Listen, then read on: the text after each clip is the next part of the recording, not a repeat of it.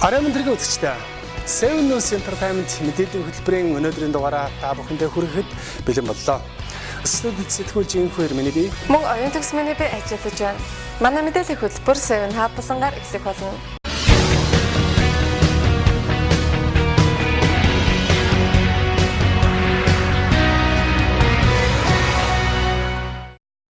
Өнөөдрийн Seven Hub болонгаар Anna Hathaway-гийн X түүнийг дурсав.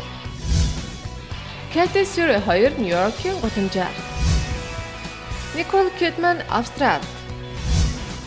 Will.i.am ээжээсээ зөвтөл авав. Анжелинагийн үед эсрэг мэдэгдэл гаргажээ. Эдгээр мэдээллийг өнөөдрийн Seven Hub болонгаас хүлээн авч үзээрэй. Мэдэн дээргийн тавтай морилно Seven Hub эхэлж байна.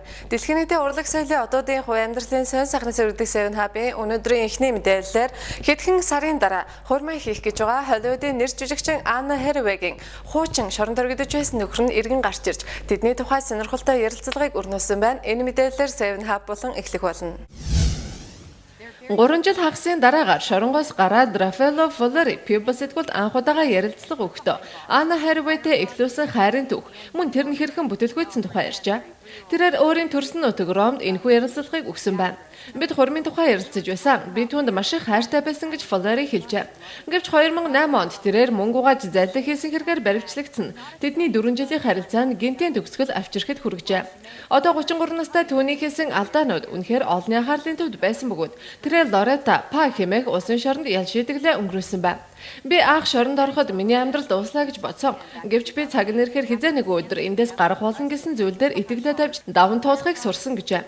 Тэрээр өрчөөлөөр судлагдахтаа би сууд хүн биш гэхдээ бас хорон санаатан биш гэж хэлжээ. Фоллеритэй хийсэн сэтгэл хөдлөм ярилцлага мөн Anna Hathaway нарын үргэлжлийн талаар People сэтгүүлд илүү их дэлгэрэнгүй мэдээллийг мэдээлэх ажээ.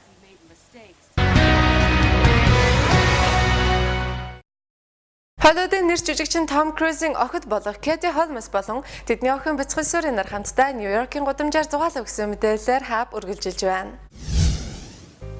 Katie Holmes охиных нь төрөлхийн авьяас дотор хувцас сонгон авахт нь илэрсэн хэмээжээ. Жүжигчин маань энэ өдөр охин Suri-гийн хамт дэгжин хувцлаж гадагшаа гарахаар Нью-Йорк дахь байрнаасаа гарчээ. 34 настай Katie цэцгийнхээтэй цагаан даашинз өмссөн байсан ба харин Suri сахиусан тэнгэр шиг цагаан өнгийн даашинз өмссөн байжээ. Ийм чаман даашинз өмссөн охид руу мэдээж хэн мөхөөлөс чулуудаж зөрхлөхөвдөө. Katie харангийн өндөр өсгөд өмсөж харин түүний өсгөд готлон дуртай охин Suri мөнгөлөг өнгийн шахаа өмссөн байжээ. Ийхүү Tom Cruise-ийн охтууд хоёулаа мөрөөрөө шүргсэн бор үсээ задгаа тавьсан байсан бөгөөд Carrie өөрийг нь хүлээн зогсож байсан фэнүүд рүүгээ инээмсэглсээр гарч иржээ. Бяцхан Suri их баяртай байсан бөгөөд тэд байрнаасаа гүйсээр гарч иржээ.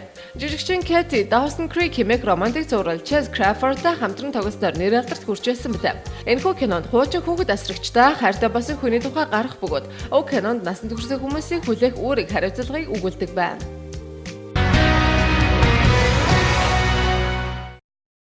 Nicole Kidman төрсөн нутагта буюу Австралид гэр бүлийнхэнтэйгээ төрсөн өдрөө тэмдэглэлээ гэсэн мэдээлэлээр Seven Hub болон үргэлжлэх болно. 45 нас хүрч байгаа Nicole Kidman-ийн хувьд өөрийн өссөн нутаг Австралидаа гэр бүлийнхнийхээ хамт төрсөн өдрөө тэмдэглэн гэдэг бол үнэхээр сайхан санаа юм. Холливуудын от төрөөр эгч Антонио мөн хүргэн ах Craig Marans нарынхаа Сидней дэх далайн эргийн байшинд нөхөр Craig Urban, охтууд болох Sandy Rose, Faith Margaret болон эцэг эх доктор Anthony Janet Kidman нарынхаа хамтаар амархаар явжээ. Nicole ингийн хувцас өмссөн байхдаа Холливуудын од гэдгээсээ илүү дур булаам ээлж шиг харагдаж байжээ. Тэрээр джинс, хар цамц хөх футбол өмссөн байсан байна. Мөн нүрээ хөнгөн будаж гарын үсгээ өгч явахдаа үсээ хойш илбэн эрэг сар 4-наас хүрэх гэж байгаа өхөр дөмөхм Sandy Rose-ийг тэрвэрчээсэн байна. Nicole-ийн 18 сартай зээдүү Nicholas алдартай нагаз зэгчээгээ хараад такт руу түүний зүг мөлгсөн хэмээн тэднийг харсан их сурвалж мэдээлсэн байна. Өчигдөр Nicole-ийн нөхөр Kate Urban болон гэр бүлийнхэнтэйгээ хамтдаа Sydney-гийн Greek Restaurant хоолнд орсон бөгөөд 45 настай гэхэд наснасаа хамаагүй залуу харагдаж тэрээр Apollo-гоос явахдаа Post Point орой хоол идэж төрсөн өдрөө тэмдэглэжээ. Цагаагаар хүйдэрж 4 градус болоход тэрүүн цочирдолгүй бор хөрөн өмсөж мөн орол зөөж хувцаа давхарлан өмссөн гин. Urban Kidman-тэй гэр бүл болцоо цөөнгөжл болсон. Түүний хурмын онч мөн энэ үе тохиож байгаа. Хосууд хурмынхаа 7 жилийн ог 7 дугаар сарын 25 тэмдэглэх бөгөөд үүний өмнө түүний охин Sandy 4 насныхаа төрсөн өдрийг тэмдэглэх юм байна. Тэд мөн 18 сартай Faith охинтой билээ. Tom Cruise-тэй өмнө гэрлэж байсан тэрээр мөн Connor болон Isabella нарын ээжүүлээ. Black Eyed Peas хамтлагийн will.i.am Awadын баяраар ээжээсээ захидал аваад уйлжээ гэсэн мэдээлэлээр 7 Hub болон үргэлжлэх болно. Black Eyed Peas хамтлагийн уран бүтээлч тэрээр Awadын баяраар ээжээсээ ирсэн захидлыг хүлээж аваад үнэхээр зүрх сэтгэл нь хөдөлжээ. Тэрээр багасаа авгуулсан боловч түүний ээж 8 хүүхдэд оргин өсгөж том болгожээ. BBC радио нэгээр тэр ийхүү ярьжээ. Ээж минь Awadын баяраар надад бичсэн захидалтаа хүүгээрээ бахархдаг гэж бичсэн байсан. Түүний бичсэн урт захиаг аваад би уйлж эхэлсэн.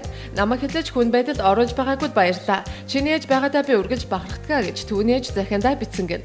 Ээж нь түүнийг амжилтанд хүрэхэд нь нөлөөсөн хамгийн гол хүн гэгдэг үлээ. Продюсер нүунийг тайлбарлахдаа түүний амьдрал хүүхэд насны тарчиг байдлаас өөрчлөгдсөн гэнэ.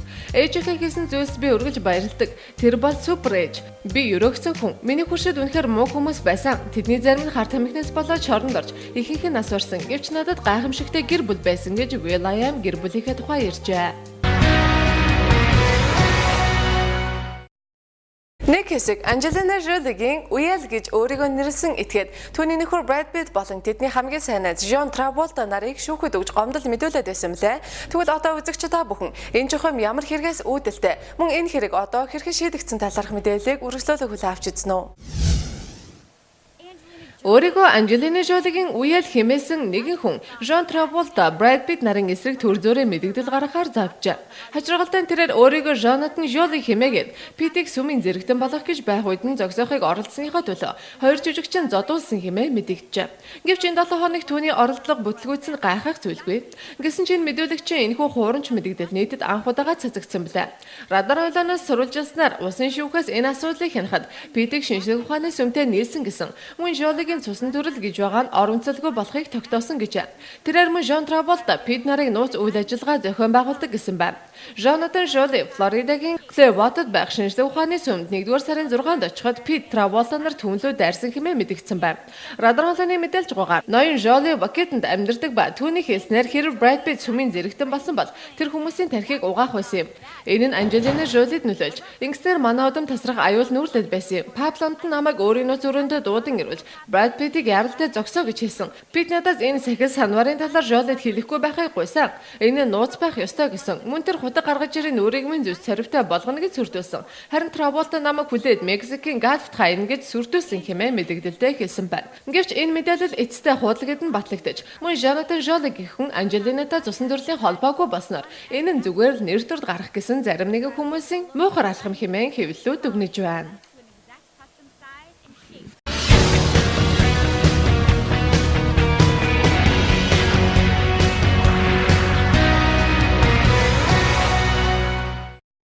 Өнөөдрийн 7 Hub болонгийн мэдээллүүдийг та бүхэн түргэлээ. Манай хөтөлбөр 7 Cent болонгаар үргэлжилнэ.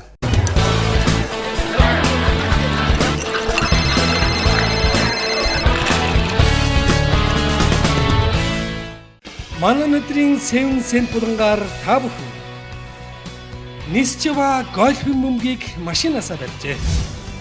Украиний нийслэл Киев хотноо авраг том шуудангийн марк бүтээлээ. Цагдаа нарт илүүдэлчин хэрэгтэй юу? Эдгээр мэдээллийг манай 7 Cent болонгаас хүлээн авч сонирхоорой. Мэдэн дэргийн тавтаа морилно. Манай 7 Cent болон эхэлж байна. Манай 7 Cent болонгаар та бүхэнд бизнес дийлэн эргэн тойронд болж байгаа сонирхолтой үйл явдлын тухай мэдээллийг та бүхэндээ хүргэхийг хичээдэг. Асар хурдтай Нисчева гольфын бөмбөгийг Mercedes-Benz машинаасаа барьж Гиннесийн номонд оржээ. Энэ мэдээллээр манай болон эхэлж байна.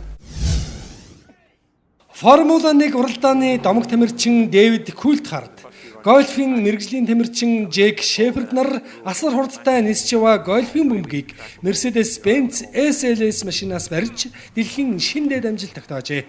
Энэ үйл явдал Английн Сүрэй гүнлэгийн Дансволдын нисэх онгоцны буудлын нисэх хөөрх талбай дээр боллоо. Гольфын мэргэжлийн тамирчин Джек Шефердийн шидэг цохилтоор тэнгэр өд ниссэн бөмбөгийг Дэвид Култхард барьжээ. 286 км/цагийн хурдтай ниссэн энэ бөмбөгийг гольфын тамирчин нислэгийн талбайн 275 метрт барьсан бөгөөд бөмбөгийг барихын тулд Mercedes-Benz машинаараа 190 км/цагийн хурд хийжээ. Энэ үйл явдлыг дүрсээр баримтжуулан Гиннесийн номд тэр дорн бүртгэж гэрчлэгээг нь гардуулжээ. Энэ бол үнэхээр ер бусын гэмээр үйл явдал мөн. Би урд өмнө нь машинтай ийм үйлдэл хийж болох тухай бодож ч явсангүй. Мэдээж Mercedes-Benz SLS-ийн мотор үнэхээр хосгүй гэдгийг харууллаа. Олон удаагийн оролдлого хийж байж ийм амжилтанд хүрлээ. Салхины шилээч хагалсан шүү. Гэхдээ энэ бол супер гэж Культ хард ярьлаа.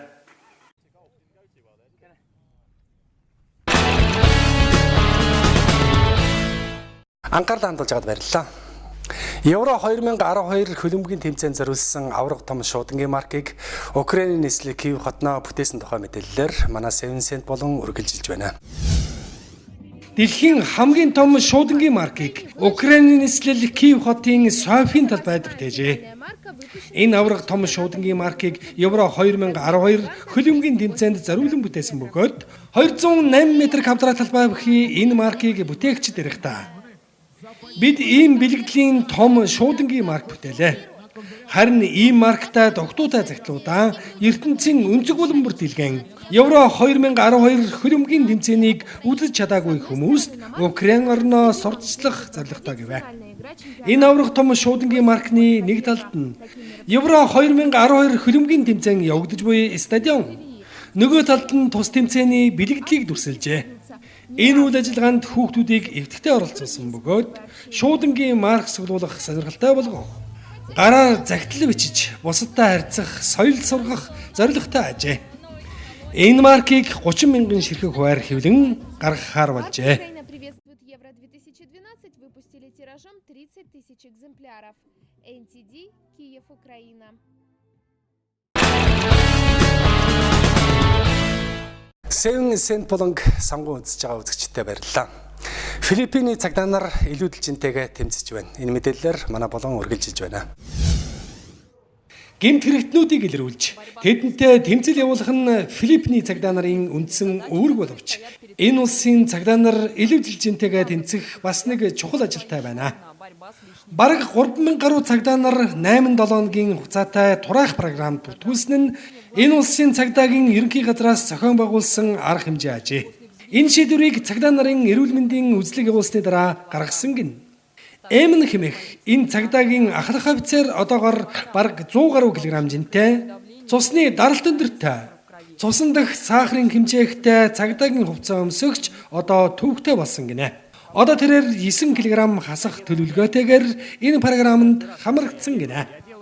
Цагдаа нар 7 хоногт 2 удаа тураах дасгалд хамрагдан гимнастик, усан сэлэлт, гүйлтгээд олон төрлөөр хичээлж байна. Мөн зөв хоололт, стрессийг даван туулах тухай семинар, лекц сонсож байгаа ажээ. Филиппиний цагдаагийн тэргүүн генерал Никанорын нэрээр манай бие бүрэлдэхүүн албаа гүйцэтгэх үед сайн байх ёстой. Хэрв иймэрхүү илүүдэлжинтэй байхад яаж цагдаа хууль журам зөрчигчтэй тэмцэл явуулах вэ? Цагдаа нар энэ хөтөлбөрт идэвхтэй хамрагдаж байгаа бөгөөд үр дүнч сайтай байгаа гинэ. 6 сар тутамд жингийн үзлэг хийж байхаар тогтож 3 удаа илүүдэлжинтэй гарвал ажлаасаа халагдахч аюултай гэж сануулсан байна. Дэлхийн эрүүл мэндийн байгууллагын мэдээгээр илүүдэлжин бол ганц Филиппиний цагдаагийн асуудал биш, Филиппиний нийт хүн амын 25% илүүдэлжинтэй гэж үздэг гинэ. Общенациональный вопрос. По прогнозам Всемирной организации здравоохранения, к 2015 году на Филиппинах ожирением будет страдать 23% мужчин и 44% женщин. Тайванд өнгөрсөн нэмгарагт зуны сарын нээлт болж уламжлалт луу завины наадам болжээ. Энэ фестивал наадам жил бүр зохион байгуулдаг бөгөөд оролцогчид хятадын үлгэрийн луу хэлбэр заваараа уралдан барайны шугамд төрүүлж ярахын төлөө өрсөлдөг. Ийм завины уралдааны онцлог нь багийн хамтын нийлэмжтэй ажиллагаа байдаг бол төрүүлсэн баг ялагчийн түгний эзэн болно. Олонх оролцогчдын хувьд энэ луу завины уралдаан нь бие бэлтрэн хөгжүүлж эрүүл энх байхын нөхцөл гэж үздэг гинэ. Тайван хотын улаан загалмай нийгэмлэгийн аврагчдын багийн гишүүний ярьж байгаагаар манай багийнхан тогтмол бэлтгэл сургалттай байдаг. Бие бэлтрийн бэлтгэлтэй байна гэдэг нь аврагч нарын ажлын үндэс байдаг. Энэ тэмцээнд оролцсноос зөвхөн бие бэлтрээ хөгжүүлээ зогсохгүй. Аврагч нарын багийн дотоод эв нэгдлийг бэхжүүлж бие биеэ ойлгох, дэмжихэд тус нөхөн болдог гинэ. Тайванд луу завны тэмцээн нь үндэсний спортын төрөлд багтдаг бөгөөд энэ баяр наадмын үеэр дуудуулж бөмбөр тоглох уламжлалтай нь голын чөтгөр савдгийг хөөх эртний уламжлалаас ихтэй ажээ. Энэ жилийн луу завны наадамд урд өмнө байгаагүй олон оролцогч орж 207 баг оролцжээ. В этом году соревновалось рекордное число участников – 207 команд.